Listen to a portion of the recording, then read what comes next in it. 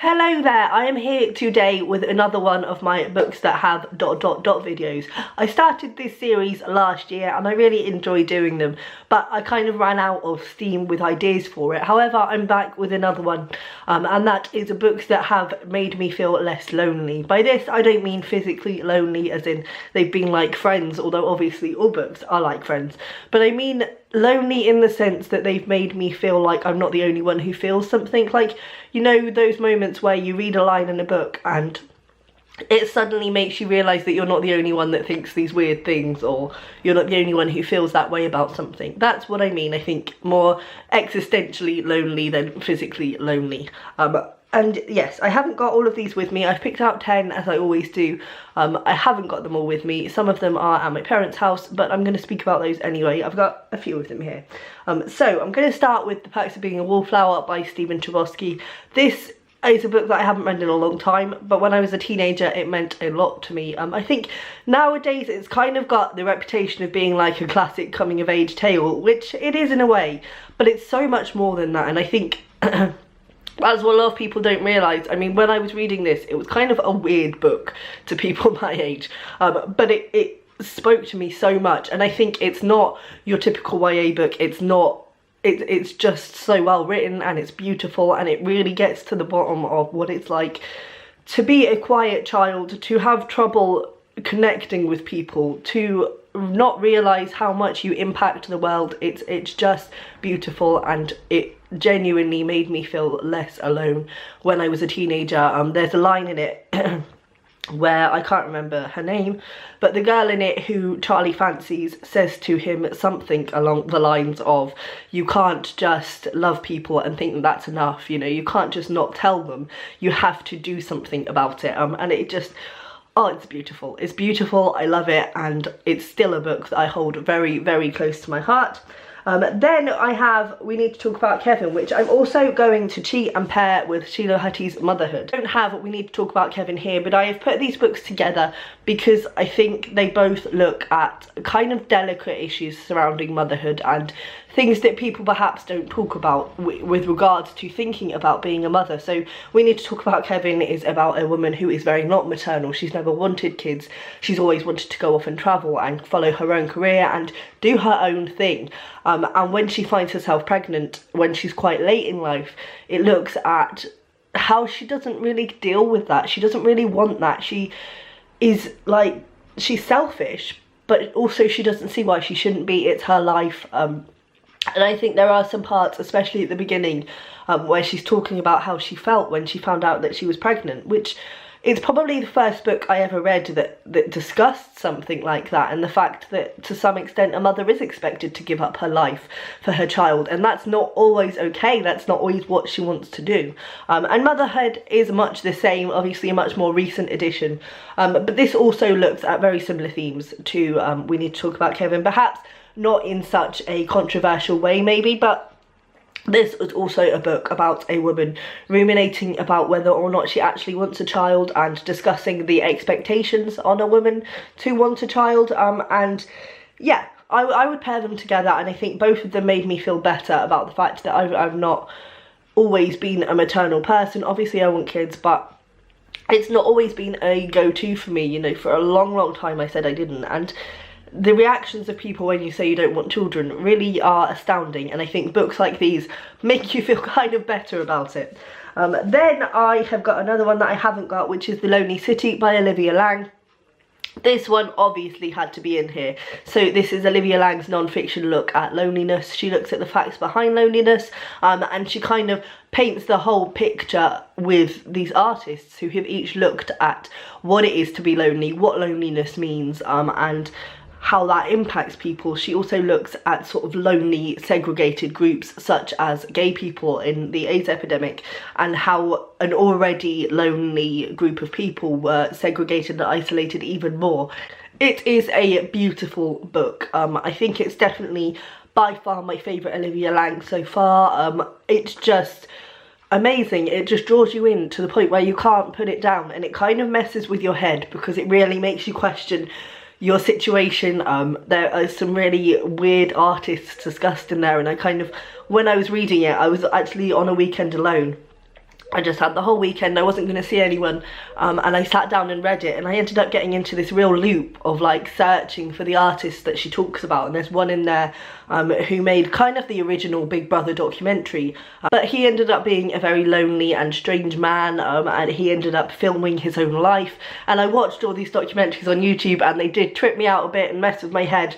But it's an amazing book, and I just couldn't recommend it enough. It is fantastic, and though it makes you question your loneliness, it makes you feel less lonely as well, because obviously you're in the company of people who have explored the issue in different ways.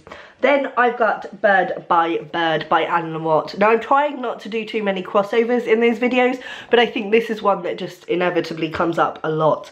So this is Anne Lamott's memoir about her writing life. It kind of, she uses it to teach lessons that she would teach her students, but she also talks about her own life and her own experiences as a writer. I think this is beautiful.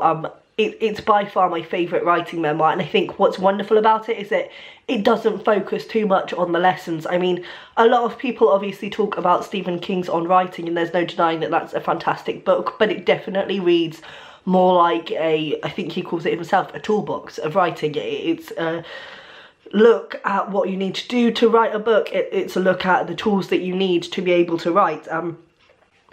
Even though there are a few personal things in there, it's not as personal, whereas this, the lessons are kind of sidelines to talking about just Anne Lamott's life and also the neuroses of the writer. I think Anne Lamott has this fantastic comic style, which is not actually comic because it's true, where she'll have sections in here like how to write a novel, and it will be something like sit down at computer, stare at computer for 3 hours, diagnose self with cancer for 2 hours, like, stuff like that. It's just hilarious and just so relatable, and I think any writer who is struggling or feeling like they're alone in this madness could benefit from reading this. It's just amazing.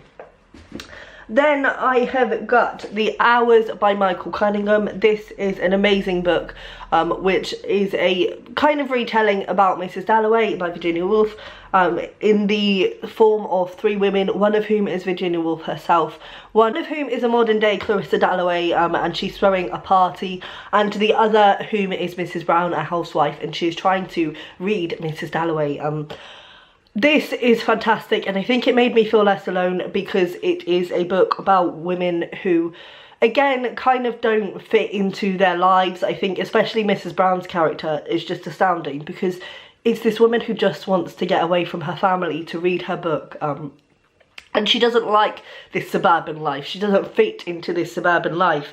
Virginia Woolf's sections as well are amazing. They're all just women who are kind of trying to play the role of womanhood without really feeling like they fit. And I think the amazing thing about this book is that it's one of the best books I have ever read about the female experience and what it's like being a woman and having these expectations. And it's written by a man. I mean, can we just have a moment? It's written by a man. I just think it's just so well done. It's amazing. I can't recommend enough again. I'm saying that for all of these. Of course I can't recommend them enough. Anyway, then I've got Just Kids by Patti Smith. Again, this one has appeared in this series all over the place. This is Patti Smith's memoir about when she first moved to New York to become an artist, and it predominantly follows her relationship with the photographer Robert Mapplethorpe, who sadly passed away. It's beautiful. I think anybody who is in a creative industry, I mean obviously Patti Smith, she wanted to be a writer first and foremost, and that's why she went to New York. The whole singing thing was kind of an accident, but obviously she's not a writer as such. This is not a writer's journey. She's mainly interacting with musicians and other artists, and obviously Robert Mapplethorpe was a photographer. But I think anybody who is creative and has a passion for creation could benefit from reading this. I think it's a real testament to just following your dreams and just having that determination to lose the shackles, I suppose, and go after what you want. I think it was this book that very much made me realise that if I wanted to be a writer, I had to write, which is such a fundamental thing, obviously. But I think it's one of those things where you get into the habit of being, oh, I'm a writer, and writing like 1 short story a year. After reading this book, I dedicated myself to writing 1 short story a month for a year, which didn't happen, but it gave me that push to get into a regular writing routine. I think this book is probably part of the reason why I write every single day now. It's just phenomenal. If you are a creative, you could benefit from reading this. Then I have got Nobody Belongs Here More Than You by Miranda July, which again I haven't got here. I've only read this once, and I think I should probably reread it again, and I don't know if I would enjoy it if I read it again. I think Miranda July's style is quite quirky, but I don't necessarily think she's the best at holding a narrative together. That said, this short story collection was everything to me, possibly because of when I read it. I actually spoke about this in my last books that have ... video, but I read this when I had just broken up with a boyfriend. I had moved back in with my parents. I literally had all my stuff in boxes around me. My life had crumbled, and I picked up this book and it was phenomenal. I read it in one night and it was just so good. Miranda July, what she's good at is not necessarily, as I say, holding together a narrative, but she comes up with these one-liners which just make you stop and think, yes, that is how I feel. And it's beautiful. It's really beautiful. As I say, I would like to reread this collection because I think my view on it would probably be very different. But at the time, it absolutely made me feel less alone in my experience of the world. So I had to put that in here. Then I have got The Revolutionary Road by Richard Yates. Now again, it's been a long time since I read this, and I really want to reread it actually because it was a book that I really enjoyed. This is about, it's basically a look at American suburbia, and we follow two people who I can't remember their names, and there's no description, so we're just going to call them two people.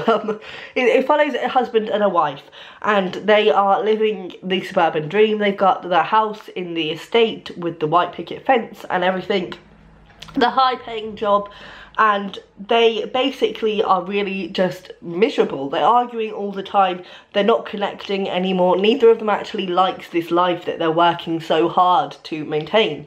And there's a point where they just say, do you know what, screw it, we're just gonna go to France, we're gonna start again, we're gonna get rid of the high power jobs, we're just gonna live a gentle, calm life. And then she ends up getting pregnant, and it looks at the fallout from that. It's not a happy book. It's probably one of the bleakest books you could imagine. If you've seen the film, you will know that already. Again, the film is fantastic. But I think this just looks at the disillusionment in life, I suppose. And I was reading it at a time where I really wasn't happy with my job. I wasn't really happy in my relationship or my life situation, and I think it just captures perfectly that sense of disillusionment. There is a character in here in particular who, I think he's the neighbour's, or no, he's their estate agent's son, and he's just come out of a mental institute, and there is a point where he goes round to see this couple, and hears about their plans to move to France, and obviously everyone else in the street has been saying, oh, that's a terrible idea, why would you do that?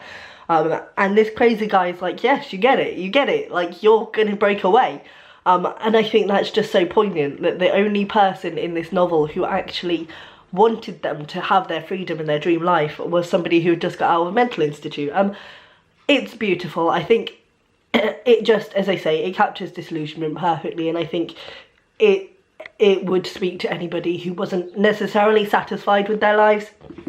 And then finally, I've got The Book of Disquiet by Fernando Pessoa. Again, this book has probably appeared multiple times in this series, but it is an amazing book. Particularly, this is a posthumous book that was published after Fernando Pessoa, who was a Spanish poet, died, and they found in his room basically a chest full of these writings who were written by his alter ego. And they're kind of diary entries, written obviously under the guise of somebody else, which is a bit strange, but basically they look at, again, the disillusionment of life. The perks of being a wallflower. It also looks at that feeling of not being able to relate to people.